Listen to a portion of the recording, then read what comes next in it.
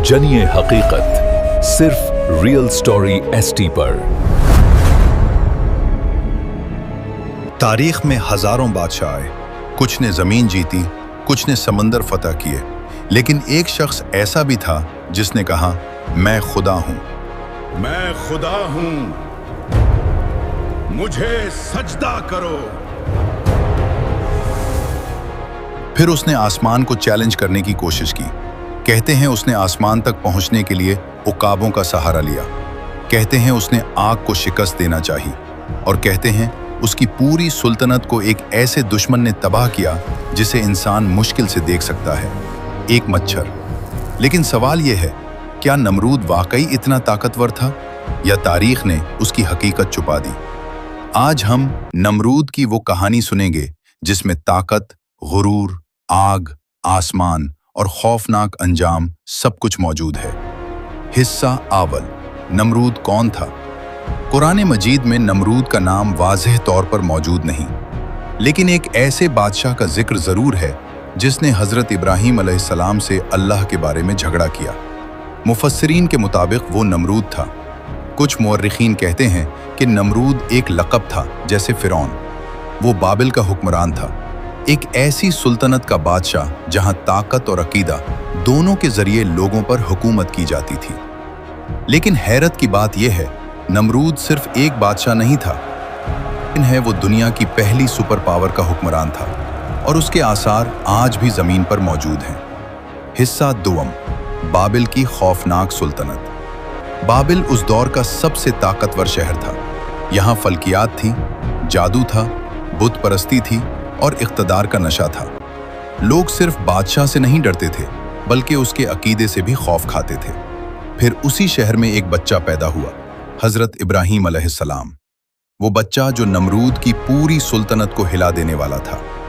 हिस्सा सोम, नमरूद का खौफ। रिवायात के मुताबिक नजूमियों ने नमरूद से कहा, एक बच्चा पैदा होगा जो तेरी हुकूमत खत्म कर देगा।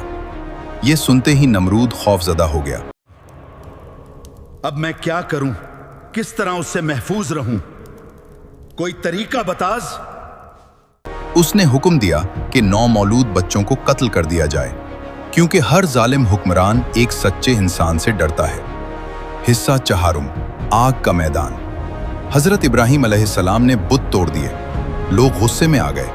नमरूद ने हुक्म दिया कि एक बहुत बड़ी आग जलाई जाए। लोग दिनों तक लकड़ियां जमा करते रहे। फिर ऐसी आग जलाई गई कि उसकी तपिश दूर दूर तक महसूस होती थी। कोई इंसान आग के करीब नहीं जा सकता था।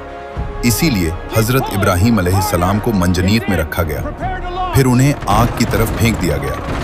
उसी लम्हे अल्लाह ने फरमाया, ए आग, इब्राहीम पर ठंडी और सलामती वाली हो जा, और आग ठंडी हो गई। लेकिन असल हैरत अभी बाकी थी, क्योंकि अब हजरत इब्राहीम अलैहिस्सलाम ने नमरूद को ऐसा सवाल दिया जिसका जवाब उसके पास नहीं था। हिस्सा पंजुम, तारीखी मकालमा।